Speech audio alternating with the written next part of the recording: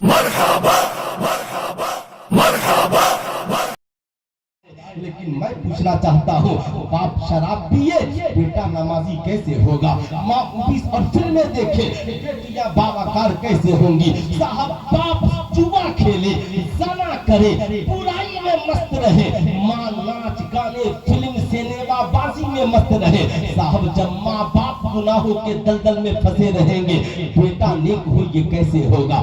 بیٹیاں نیک ہو یہ کیسے ہوں گی؟ آپ کو بتانا پڑے گا۔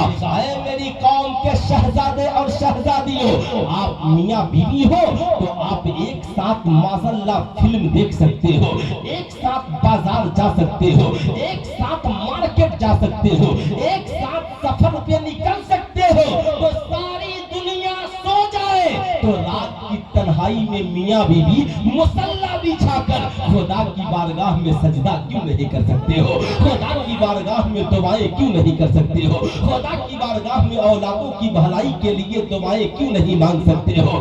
اے میری قوم کے شہزادوں، یاد رکھنا ساری دنیا کی ہتھیاریں ایک طرف اور مرد مومن کی دعائیں ایک طرف، ایمان والوں کی دعائیں ایک طرف، اسی لیے زمانہ دعاؤں کی بات کرتا ہے۔ لیکن آؤ ذرا سنو میری قوم کے شہزادوں، میدان کرب و بلا ہے، حضرت امام حسین ہے، ایک تو نانا پیدا ہوتے سجدہ کر رہے ہیں، نمازے کا یہ حال ہے، سیدہ خاتون جنت کے بیٹے کا یہ حال ہے، کربلا میں پانی بند ہے مگر نماز ہو رہی ہے، کربلا میں کھانا بند ہے مگر قرآن کی تلاوت ہو رہی ہے، 72 زخم کھا کر امام حسین گھوڑے سے نیچے گرے ہیں، پیشانی کو زمین پہ رکھ کر سجدہ کیا، زمانے کو بتایا میرے نانا نے پیدا ہوتے ہی سجدہ کیا ہے، اور نواسے نے 72 زخم کھا کر سجدے کی حالت میں اپنی جان کی قربانی دی ہے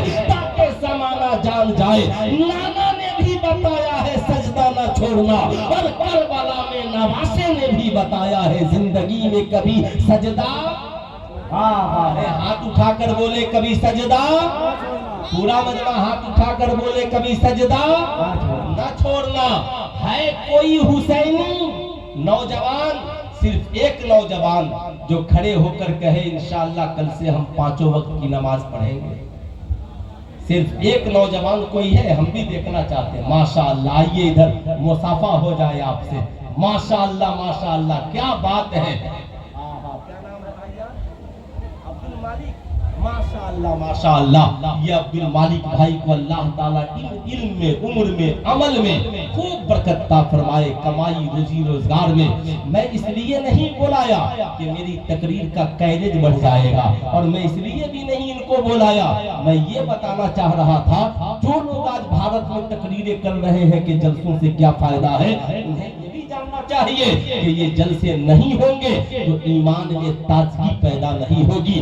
ان جلسوں کو بامقصد بنائیے، لطیفے باز خطیبوں سے جلسوں کو پاک کیجئے۔ آپ اپنے جلسوں کو بامقصد بنا سکتے ہیں۔ میں اپنی قوم کی ہر بیٹی سے کہنا چاہوں گا، آپ جہاں بھی رہنا اپنی عزت و آبرو کی حفاظت کرنا۔ سلطان رضا آیا ہے تو تقریر کر کے ہی جائے گا۔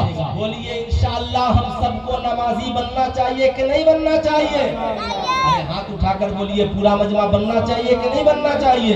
بننا چاہیے نا۔ میں نے صرف ایک صاحب سے وعدہ کرایا ہے، میں تو دیکھنا چاہتا تھا کہ کوئی 15-20 سال کا جوان، اس لیے کہ خدا کو جوانی کی عبادت پسند ہے نا، ہے کوئی 15-20 سال کا جوان، انسان جوانی میں بہت گناہ کرتا ہے، جو یہ کہے کہ مولانا صاحب انشاءاللہ میں 5 وقتہ نمازی بن جاؤں گا۔